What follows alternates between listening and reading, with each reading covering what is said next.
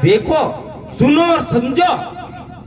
अभी जो uniform civil code का जो दीदी ने बताया, बहुत गंभीर बात है। समान नागरिकता, अरे क्या आदिवासी एक समान है? क्या गैर आदिवासी के समान या गैर आदिवासी के बराबर है क्या? आदिवासी की संस्कृति अलग है, आदिवासी की रूढ़िवादी परंपरा अलग है, तो फिर आदिवासी कैसे समानता हो जाएगा?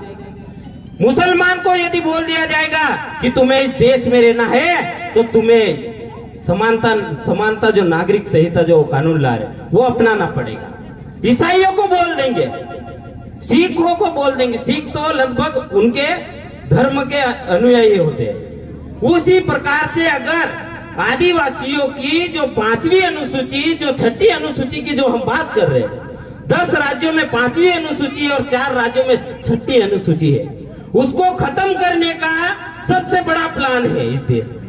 इस देश में ना ईसाई निशाने पे है, ना मुसलमान निशाने पे है। इस देश में कोई निशाने पे है तो वो आदिवासी है। क्यों कि आज इतना बड़ा दिल्ली से बॉम्बे कॉरिडोर जो बना है ना, उसमें आदिवासी की जमीन गई। आज जो बड़े बड़े उद्योग लग रहे हैं उसमें भी आदिवासी की जमीन गई है। अभी जो कॉरिडोर जो बन रहा है और उसके 1-2 किलोमीटर 5 किलोमीटर की जो रेंज में जो बड़ी बड़ी रेस्टोरेंट, बड़े बड़े उद्योग और जो सारी चीजें जो दूसरों के लिए विदेशों से बुला के जिनको ये जमीनें दी जाएगी, उसके लिए ये प्लान चल रहा है कि आदिवासी को कैसे खत्म किया जाए। आदिवासी के ही सामने लड़वा रहे हैं। एक तरफ अपन राष्ट्रीय स्वाभिमान आदिवासी दिवस मना रहे और एक तरफ जनजाति गौरव दिवस मना रहे। ये अंतर समझो, क्योंकि आदिवासी को ही आदिवासी के सामने खड़ा कर दिया। इस गंभीर मुद्दे को और इस गंभीर बात को समझना होगा। इन लोगों ने टीम तैयार कर ली। जिस प्रकार से पहले मंत्री हुआ करते थे, रजवाड़ों में मंत्री और जो भी है राजा होता था, उसको कौन इशारे करता था, कौन क्या बोलता था, क्या करना है, किसको मारना है, किसको क्या करना। इन लोगों ने वही प्लान किया कि आदिवासी को आदिवासी के खिलाफ तैयार कर दो, ताकि आपस में यही लड़के मरेंगे और हम इस देश में राज करेंगे। ये कटु सत्य है। ना किसी इस धरती इस देश में किसी को ना कोई धर्म से मतलब है, ना किसी को कोई जाति से मतलब है, ना कुछ नहीं। केवल और केवल इस देश से आदिवासी को कैसे खत्म किया जाए, ये बड़ी इंपॉर्टेंट बात है। क्योंकि आदिवासी के पास ही जल जंगल जमीन का अधिकार है।